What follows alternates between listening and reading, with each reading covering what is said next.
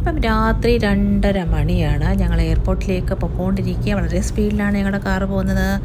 കാരണം എൻ്റെ brother Lali, wife Sheeja ഇന്ന് 3:30 മണിക്ക് അയർലൻഡിൽ നിന്നും വിമാനത്താവളത്തിൽ ലാൻഡ് ചെയ്യും. അപ്പോൾ അവരെ പിക്ക് ചെയ്യാനാണ് ഞങ്ങൾ പോകുന്നത്. രാത്രി തിരുവനന്തപുരവും അതുപോലെ വിമാനത്താവളമൊക്കെ കാണാൻ വളരെ ഭംഗിയാണ്. ഞങ്ങളപ്പം എയർപോർട്ടിൽ എത്തിച്ചേർന്നു.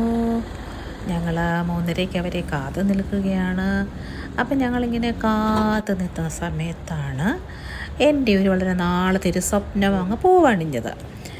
നമ്മുടെ രഞ്ജു അമ്മ എയർപോർട്ടിലേക്ക് വന്നു. അപ്പം വളരെ സന്തോഷം. ഐ ലവ് യു രഞ്ജു അമ്മ. പിന്നെ ഞങ്ങൾ കാത്തു നിന്നുകൊണ്ട് ബ്രദറും വൈഫ് വന്നു. അവർക്ക് ഞങ്ങൾ റോസാപ്പ് കൊടുത്ത് സ്വീകരിച്ചു. ചില വർഷങ്ങൾക്ക് ശേഷമാണ് അവരെ കാണുന്നത്. എല്ലാവർക്കും സന്തോഷമായി.